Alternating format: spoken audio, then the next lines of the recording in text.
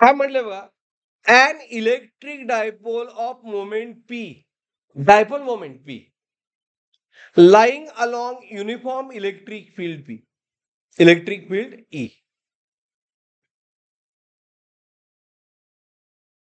म्हणजे पहिल्यांदा तो डायपोल आहे ना, ह्याला आपण असं सिम्बॉल ड्रॉ केला होता बघा.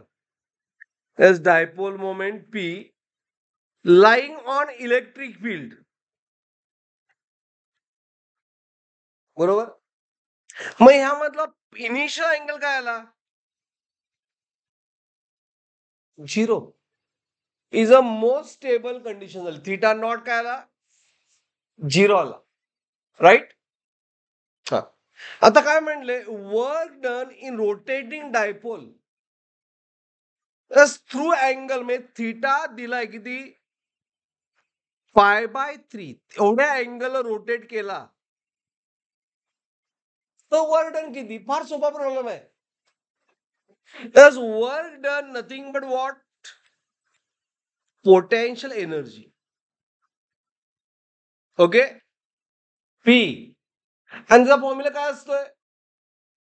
Small P into what E, ब्रॅकेटमध्ये इनिशियल मायनस व्हॉट फायनल. एवढं बी लक्षात ठेवायची गरज नाही. स्टेबल सिच्युएशन म्हणजे P minus P in bracket cos theta 0 किती? 1 मायनस दॅट अँगल, बरोबर आहे ना. मग कॉस 0 किती येतोय? How much cos 0? 1 minus that angle cos π/3 म्हणजे कॉस 60 किती? हाफ. कॉस 60 हाफ येते ना. कॉस 60 व्हॅल्यू आपल्याला विचार करायची गरज आहे काय? नाही. कॉस 60 किती येते? 0.5. सगळी केअर घेतली.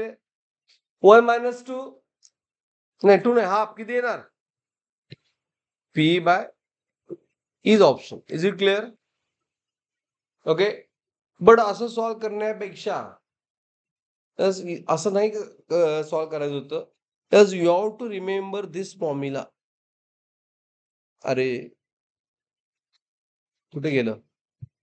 ई कुठे आहे बघा. काय सिस्टीमच अशी असते, कुठे गायब होते कळत नाही. ओके, तुम्ही हा फॉर्म्युला यूज करायला बघा.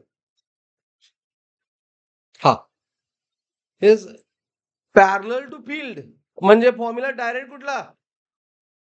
1 minus cos theta. P cos theta किती आहे? π/3.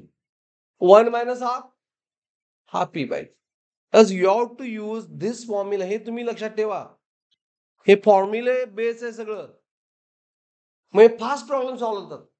एवढं सगळं प्रोसेस करायला लागत नाही. Is it clear? हा प्रॉब्लेम समजला सगळ्यांना?